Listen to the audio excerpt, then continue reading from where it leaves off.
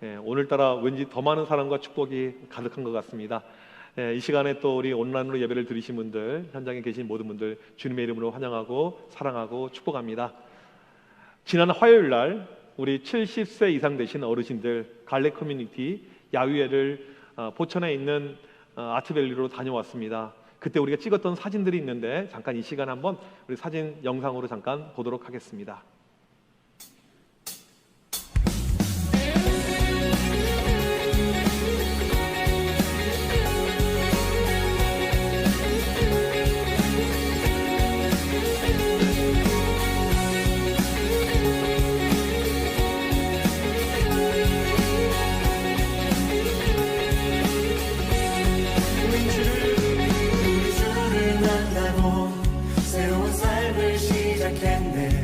모든 것을 할 수 있을 거라고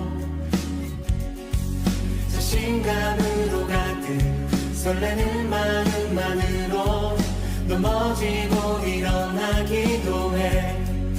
오랜 시간 서서히 차오르는 믿음은 그 걸음을 재촉하지 않고 이전과 다른 삶의 무게로 사진을 보시게 되면 제가 많이 나와요. 저랑 찍은 사진이 많습니다. 왜 그러냐면 저는 사진을 찍는 것을 개인적으로 좋아는 해요. 그런데 우리 그 권사님들이 계속 저랑 찍자고 한 30번 정도 제가 이렇게 요청을 받은 것 같아요. 이놈의 인기가 그냥 너무너무 커져가지고 이 권사님들이 찍자고 하는데 제가 이제 실은 어제 토요일 날 우리 청년들 체육대회가 있어서 또 체육대회를 북한을 앞두고 있는 파주 문산에서 했어요. 거기까지 다녀왔는데 한 명도 사진 찍자고 안 했어요.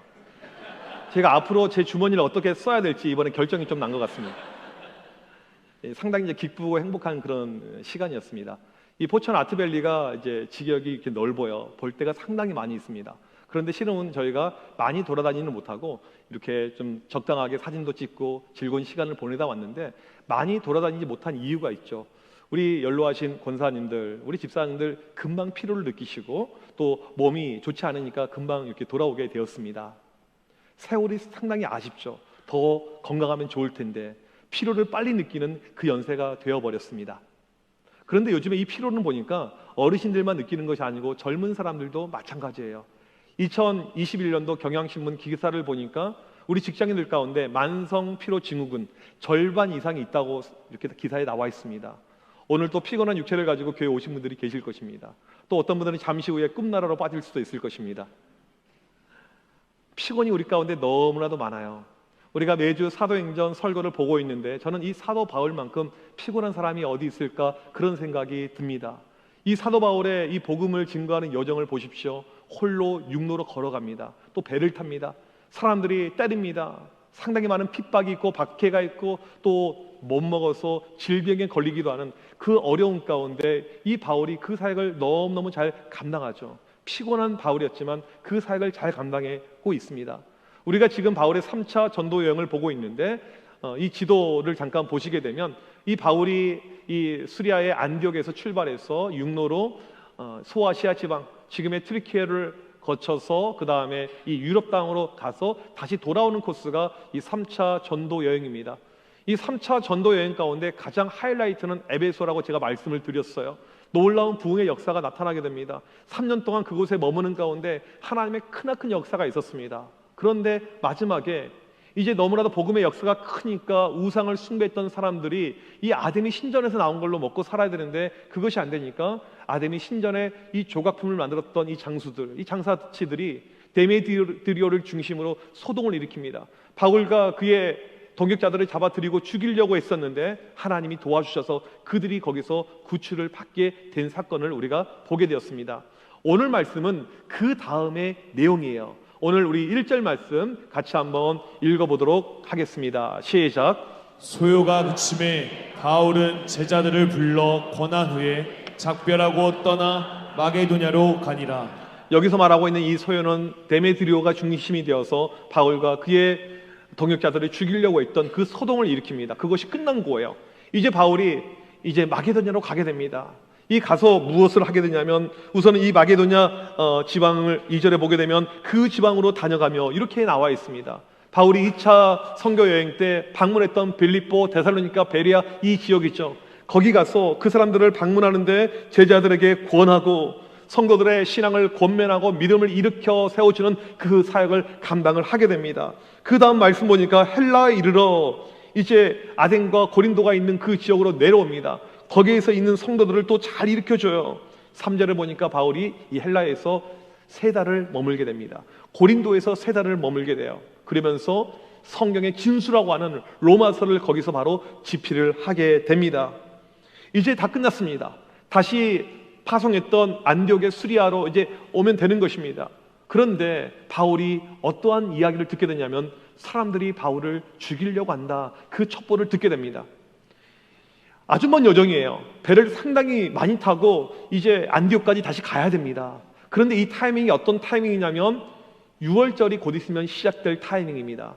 고린도에 상당히 많은 유대인들이 있었는데 이 유대인들이 이제 이스라엘 땅에 가서 6월절 지키기 위해서 배를 타려고 준비하고 있는데 보니까 바울이 그 배를 타거든요. 배에서 죽이기 딱 좋습니다. 그냥 소리 소문 없이 밤에 몰래 죽일 수가 있고 시체를 바다에 던지면 끝나는 거잖아요. 그런 계획을 가지고 있었는데 이것이 성령의 은혜를 통해서 바울에게 들어가게 됩니다. 그래서 이 바울이 코스를 바꾸게 됩니다. 육로를 통해서 마게도냐 지방까지 걸어갔다고 오늘 말씀에 등장을 하게 됩니다. 지도를 보시게 되면 750km의 거리예요. 상당히 먼 거리를 바울이 걸어서 고생하면서 가게 됩니다. 이제 마게도냐 지방 가서 누구를 만나게 되냐면 7교회 지도자들을 만나게 됩니다.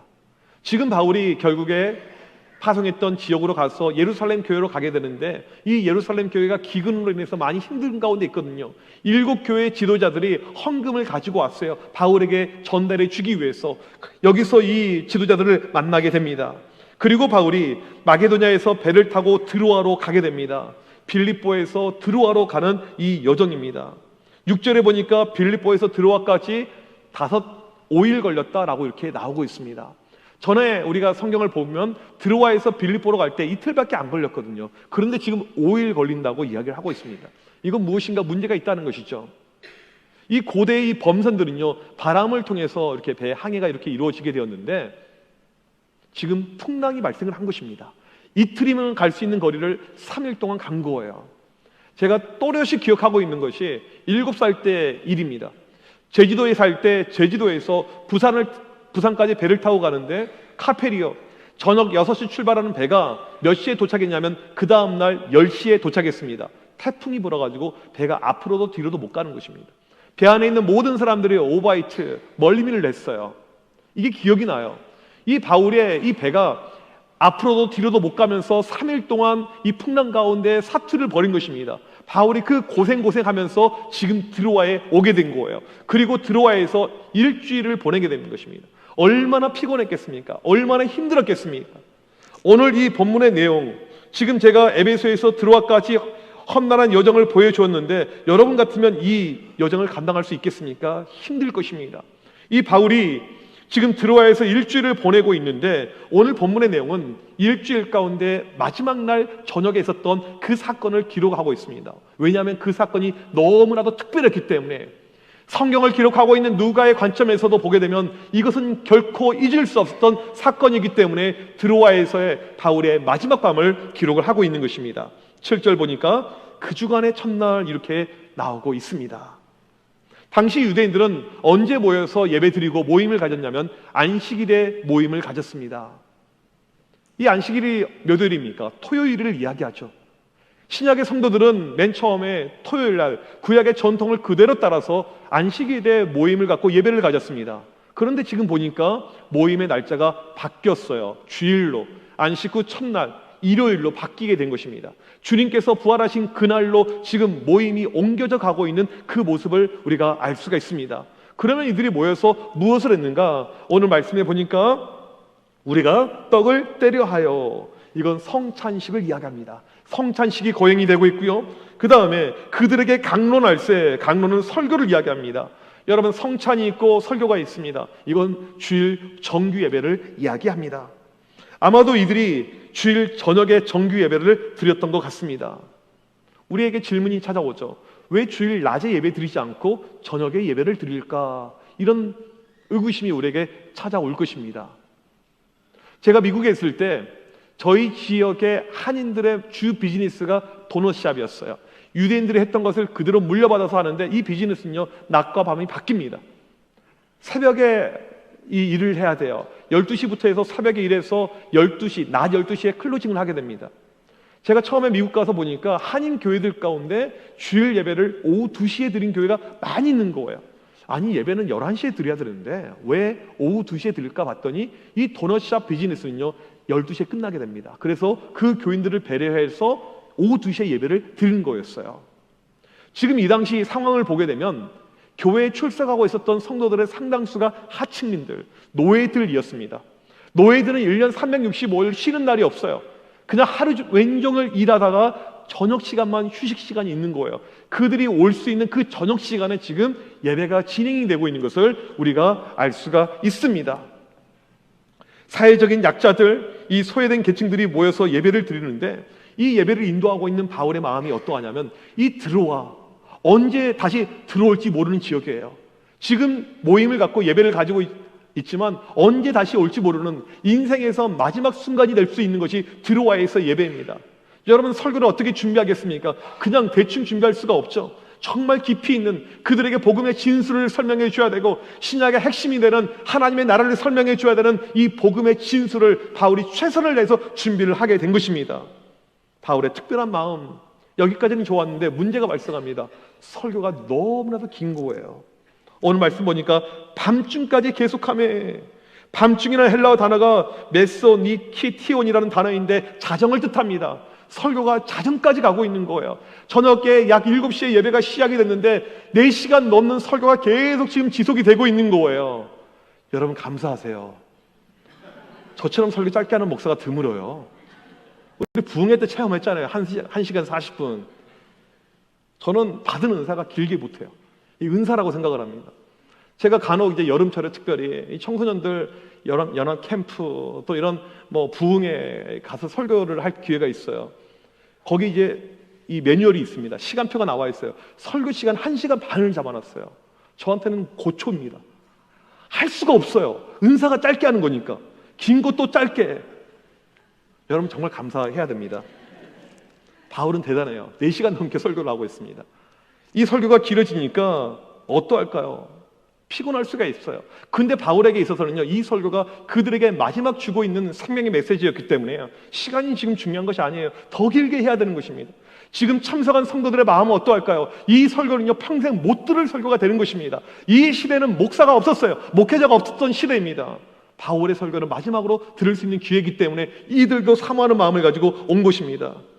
이 당시 교회는요, 따로 건물이 없었습니다. 그래서 좀 성도들 가운데 집안이 괜찮은 그 집을 빌려서 예배를 드렸어요. 이 당시 가옥이 어떻게 만들어져 있냐면 3층이 다락입니다. 근데 이 다락은요, 우리가 시골에서 자랄 때 있었던 작은 이 방 한 칸 다락이 아니에요. 거실처럼 상당히 넓어요.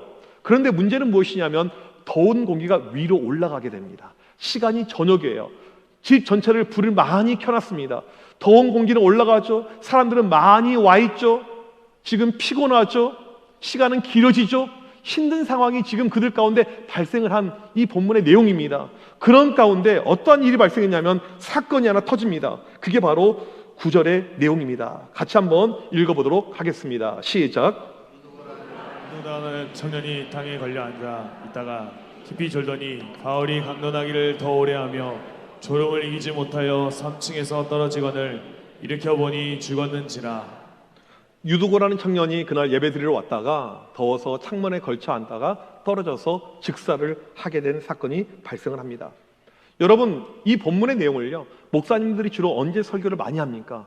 교인들이 좋을 때. 유두고 죽었습니다. 정신 차리세요. 실은 제가 이 본문을 가지고 언제 설교를 해본 적이 있냐면 군대에 있을 때, 제 일병 때였습니다. 여러분, 군인들은요 항상 피곤해요. 주일 저녁에 다 잡니다. 제가 설교하는 입장에서 화가 나는 거예요. 다 자니까 이 본문을 가지고 작정하고 그날 설교했어요. 유두고가 죽었듯이 여러분들도 자면 죽습니다, 이렇게 설교를 했어요. 그날 끝나고 고참 들었는데 죽을 뻔했어요. 여러분, 오늘 본문이 그런 본문일까요? 오늘 본문에서 정말 이 문제가 이 유두고에게 있을까요? 우리가 생각해 볼 필요가 있습니다. 예배 시간에 자거나 조는 사람들을 타겟해서 주는 이 본문의 내용일까요? 만약에 그렇다면 바울도 문제가 있죠. 설교를 이렇게 길게 해요. 길게 한 사람도 잘못이 있어요. 제가 이제 좋아하는 미국의 목사님 가운데 영 라이프라는 그 단체를 만든 유명한 청소년 사역자인데 짐 레이번스라는 목사님이 있습니다. 이분은 어떤 이야기를 했냐면요, 이 성도들, 우리 아이들을 지루하게 만들면 그건 죄다라고 이야기를 했어요. 들을 수 있는 귀를 막기 때문에. 이런 이야기도 있는데 지금 오늘 본문을 그렇게 봐야 되겠느냐 이것입니다. 저는 그렇게 생각하지 않습니다. 오늘 본문의 유두고 이 추락 사망 사건, 이것을 우리가 정확하게 알기 위해서 무엇이 필요하냐면 유두고가 누구인지를 좀 알 필요가 있습니다. 유두고, 이 이름은 당시 매우 흔한 노예의 이름이었습니다. 그래서 이 유두고를 일반적으로 학자들이 노예라고 이야기를 합니다. 청년이라고 나오는데 이 헬라어가 네아니아스라는 단어인데 청소년으로 번역이 가능합니다. 왜냐하면 8세에서 14세를 가리키는 단어이거든요. 실은 성경에 보게 되면 청소년이라는 단어가 안 나오죠. 왜요? 1900년 이후에 만들어진 단어이기 때문에 그렇습니다. 그 전에는 없었던 단어예요. 성경에 등장하는 청년이라는 단어는요, 청소년으로 다 번역이 가능한 단어입니다. 이 사건을 다시 한번 재조명해 보면요, 유두고는 요즘으로 말하면 중학교 1학년 정도의 학생으로 볼 수가 있습니다. 노예예요. 하루 왼종일 육체노동을 합니다. 정말 힘들게 일을 다 끝내고 그날 저녁에 밤에 집회를 참석을 하게 된 것입니다. 특별한 시간이었기 때문에 사도 바울에 대한 명성도 들었고 이날 은혜를 받고 싶어서 몸은 피곤했지만 이 아이가 집회에 오게 된 것입니다. 여러분, 이것은요 정말 귀한 일입니다. 여러분, 중학교 1학년들 이 시대의 모습을 한번 생각해 보자고요. 이 시대의 중학교 1학년 애들, 얘네들이 인간입니까? 인간이라고 할 수가 없어요. 학교에서 선생님들은 아실 것입니다. 교회에서 청소년부를 하시는 분들은 아실 거예요. 외계인도 아니고 정말 이상한 애들이에요. 저희 집에도 한 명이 있어요. 제가 아이들 청소년 사역을 할 때 겨울철 수련회를 하잖아요. 겨울철 수련할 때 프로그램이 있는데 갑자기 눈이 내리면 모든 프로그램을 중단합니다. 그리고 밖에 나가서 눈싸움을 해요. 이거 항상 그렇게 했던 우리만의 룰이었습니다. 신기하게도 눈이 정말 자주 내렸어요. 한 번은 이제 눈이 내려서 아이들과 함께 눈싸움을 하게 됩니다. 그런데 중학교 1학년짜리 하나 아이가 저를 가리키면서 애들에게 야! 저것 죽여! 그런 거예요. 목사한테 저것이라고 하면서 죽여라고 이야기했습니다. 애들이 눈폭탄을 날리는데 눈이 얼마나 아프겠습니까? 별로 안 아파요. 그런데 하나 맞았는데 너무 아파요. 안에 돌멩이를 집어넣었어요. 여러분, 이게 중학교 1학년이에요. 제가 우리 중학교 1학년 아이들에게 목사님이 기도해 줄 테니까 기도 제목 적어내야 했더니 어떤 여학생이 하나님, 올해 제 생일 때 제가 솔로가 아니길요, 발렌타인데이 때 솔로가 아니길요, 크리스마스 때 솔로가 아니길요, 이게 기도 제목이에요. 어떤 아이는 하나님, 우리나라 경제가 너무나도 힘든데 우리 집은 재물운이 좋았으면 좋겠습니다. 로또 1등 당첨시켜주세요. 이게 아이들의 기도 제목이에요. 감을 못 잡는 아이들, 이게 중학교 1학년의 모습인데 그런 입장에서 오늘 유두고를 보라는 것입니다. 얼마나 이게 특별하고 귀한 아이입니까? 중학교 1학년 아이가 예배 시간에 눈물을 흘리면서 은혜를 받으면서 성령님께서 오늘 나에게 찾아왔습니다. 저는 한 번도 본 적이 없어요. 그런 모습은요, 남북 통일이 훨씬 더 빠를 것입니다. 이게 중학교 1학년이라는 것입니다. 오늘 이 유두고 보게 되면 저녁에 사모하는 마음을 가지고 저녁 집회에 참석했습니다. 보통 믿음이 아니죠. 우리 청소년 아이들 가운데 주일날 오후 예배 오는 아이들 한 명도 없습니다. 이 유두고는요 아주 특별한 아이예요. 노예입니다. 학생도 아니에요. 하루 왼종일 육체노동을 한 상태입니다. 얼마나 피곤했을까요? 피곤을 무릅쓰고 은혜의 자리로 온 것입니다. 이때 아니면 내가 언제 이 바울 선생님의 설교를 들을 수가 있을까? 이 기회는 내 평생의 기회다, 이런 마음을 가지고 정말 간절히 사모하는 마음을 가지고 이 아이가 온 것입니다. 그런데 왔는데 사람은 너무나도 많고 몸은 피곤해요. 왜 이렇게 더운지 몰라요. 좀 시원하게 창가 쪽에 있으면서 졸음을 쫓으려고 그런 의도를 가지고 거기에 걸쳐 앉았는데 떨어진 것입니다. 그리고는 직사를 한 거예요. 여러분, 이렇게 설명을 들으니까 유두고가 어떻게 생각이 되십니까? 너무나도 안타깝죠. 이 아이는요, 제가 생각해 볼 때 이 교회에서 교인들이 너무나도 잘 아는 아이였을 것입니다. 초대교회 공동체는요, 교회가 이렇게 크지 않아요. 커봤자 몇십 명밖에 안 모입니다. 왜? 가정집에서 모였기 때문에. 교인들이 다 아는 아이였습니다. 노예였지만 주님을 향한 특별한 마음이 있었고 정말 주님을 사랑하는 마음을 가지고 늘 예배했던 그 아이인데, 그 아이가 은혜 받기 위해서 그날 밤에 왔다가 자정에 죽은 거예요. 이렇게 이 아이가 사모하는 마음을 갖고 열심히 일했던 것은 처음이 결코 아니었을 것입니다. 교인들은 유두가 하면 그래, 그 믿음 좋은 아이, 우리 교회의 장차 미래가 될 아이, 그렇게 생각을 했을 때인데, 그날 한참 설교하고 있는데 쿵 소리가 난 거예요. 보니까 떨어져서 이미 죽어 있습니다. 사람들이 소리 지르고 난리를 친 거죠. 이때 바울이 사람들을 조용히 시킵니다. 얼른 1층으로 내려가요. 그리고 유두고 위에 몸을 포개고 기도합니다. 이런 행위는 구약의 엘리야와 엘리사 선지자가 사람이 죽었었을 때 했던 동일한 행위입니다. 그리고 바울이 이렇게 선포합니다. 생명이 그에게 있다, 살아났다 이야기를 해요. 분명히 떨어져 죽었거든요. 근데 생명이 있다라고 이야기합니다. 여러분, 성경을 의심을 가지고 보는 사람은 에이 목사님 3층에서 자다가 떨어지면 안 죽어요. 기절한 거예요. 기절했다가 일어난 거예요. 성경을 우리가 정확하게 볼 필요가 있습니다. 9절 끝을 보십시오. 일으켜 보니 죽었는지라, 헬라어로 네크로스의 시체를 뜻하는 단어입니다. 성경을 기록하고 있는 사람이 누구예요? 누가입니다. 누가가 이날 현장에서 직접 본 거예요. 누가는 직업이 의사입니다. 의사가 정확하게 본 거예요. 이건 100% 죽었다라고 이야기하는 것입니다. 그런데 하나님이 바울을 통해서 유두고를 살려주신 것입니다. 이 엄청난 기적이 이날 밤에 일어나게 되었습니다. 사람들이 얼마나 기뻤겠어요. 그 귀했던 아들이 떨어져 죽었는데 하나님의 은혜로 다시 살아나게 되었습니다. 그날 밤에 말씀도 은혜가 넘쳤는데 이 기적의 사건을 보는데 다들 너무나도 기쁘고 행복하고 위로가 되었던 이 드로아의 최고의 날이었습니다. 어떻게 그날 밤 잠을 잡니까? 잠을 잘 수가 없습니다. 성도들이 계속 교제하고 떡을 떼고 올라이트 하면서 즐거운 교제를 나누게 됩니다. 바울의 드로아에서의 이 마지막 날 밤의 사역이 이렇게 완성이 됩니다. 얼마나 기쁘고 은혜 가운데 이 사역이 끝났는지 모릅니다. 이 드로아에서의 마지막 순간, 우리가 들어도 마음에 기쁨이 있잖아요. 이 사건을 통해서 우리의 삶에 두 가지 교훈을 볼 수가 있습니다. 첫 번째로는 비록 피곤하지만 하나님을 찾는 사람들을 하나님은 사랑하신다는 사실입니다. 유두고 하루 종일 피곤했던 이 친구입니다. 얼마나 일을 많이 했는지 몸이 너무너무 고단해요. 그럼에도 불구하고 하나님을 사모하는 마음을 가지고 피곤하지만 그 자리를 하나님 앞에 나아온 것입니다. 하나님은 그 유두고를 특별히 사랑하셨고요. 그 유두고를 향한 하나님의 마음이 특별했다는 것입니다. 오늘 교회 오실 때 어떤 마음을 가지고 오셨습니까? 피곤하신 분들이 계실 거예요. 우리 교회 성도들 대부분이 1시간은 운전해서 오셔야 되는 이런 분들입니다. 얼마나 이게 피곤한 여정입니까? 피곤한 여러분을 우리 하나님은 사랑하십니다. 때로는 예배 시간에 조는 분이 계세요. 하나님은 조는 분도 사랑하십니다. 아멘. 근데 상습적으로 졸면 안 사랑하세요. 싫어하십니다. 간혹 우리 청소년들 보게 되면 알바하느라고 이 아이들이 교회 와서 밤을 새고 교회를 오는 경우가 있어요. 그리고 예배를 드리는 등 마는 등 하나님은 그 아이들을 사랑하십니다. 우리 청년들 가운데 보면 이 3교대로 돌아가는 직업 가운데 있는 청년들이 있습니다. 그냥 일 끝나고 토요일날 밤을 새고 교회 와서 예배 드리는 친구들이 있습니다. 눈이 그냥 감기죠. 하나님은 그 발걸음, 그 앉아있는 것, 그거 자체를 귀하게 보십니다. 우리 가끔 직장인들 가운데 주일날 아침에 회사에서 콜하는 경우가 있어요. 주일날 아침에 부랴부랴 회사에 가서 일을 처리하고 교회 왔는데 교회 지각했습니다. 지각한 그 발걸음도 하나님께서 귀히 보시는 것을 믿으시길 바랍니다. 예배를 드리는데 오늘 또 특별히 피곤합니다. 졸음이 와요. 몸이 망근입니다. 비몽사몽이에요. 집중이 안 됩니다. 하나님은요, 여러분이 앉아있는 것 그 자체를 귀하고 소중하게 보신다는 사실입니다. 제가 아는 목사님 가운데 신재철 목사님이라는 분이 계십니다. 이분은 교회를 개척했는데 너무 힘든 거예요. 요즘에 교회 개척이 정말 어렵거든요.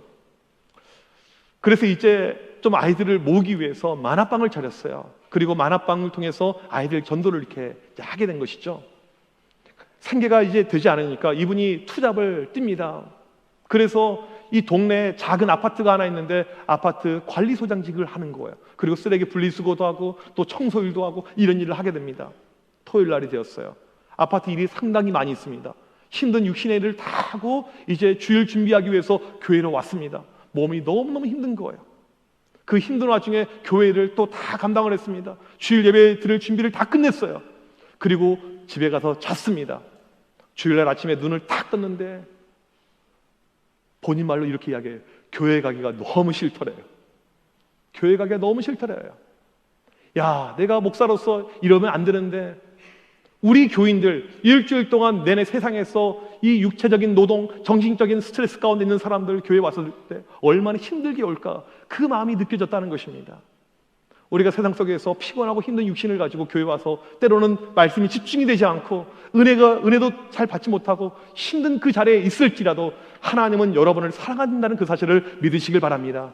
유두고가 바로 그런 친구였습니다. 두 번째로 보게 되면 피곤한 우리에게 생명을 주십니다. 오늘 말씀 유두고 피곤해서 떨어져 죽습니다. 하지만 하나님께서 이 친구를 살려주시죠. 하나님을 만나고자 하는 열정을 가지고 하나님께 나온 유두고를 귀하게 보신 것입니다. 그리고 그에게 생명을 주셨습니다. 그의 영혼을 살아나게 만들어 주셨습니다. 하나님은 피곤한 육신이지만 우리가 그 육신을 가지고 하나님을 사모하는 마음을 가지고 나아올 때, 예배의 자리를 지킬 때 우리에게 동일하게 새 생명을 주십니다. 새 힘을 주십니다. 교회 오기 전에 오기 싫을 때가 있어요. 몸이 너무나도 힘듭니다. 너무 피곤합니다. 목도 아프고 감기 기운도 있고 너무너무 어려워요. 그런 와중에 교회 와서 예배 드리는데 나도 모르게 새로운 힘을 얻고 갈 때가 있습니다. 왜요? 하나님께서 우리에게 새 힘을, 새 능력을, 새 생명을 주시기 때문인 것입니다. 이사야 40장 29절 31절 말씀 같이 한번 읽어보도록 하겠습니다. 시작.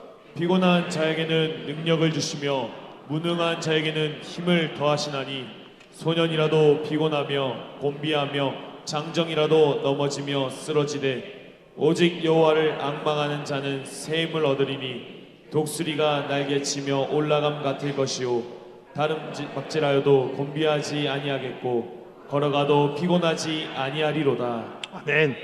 피곤한 자에게 능력을 주시며 피곤한 자에게 능력을 주신 하나님, 우리가 연약해져 있을 때, 곤비했을 때, 넘어질 때, 쓰러질 때 피곤한 자에게 능력을 주겠다고 하나님께서 약속을 하고 있습니다.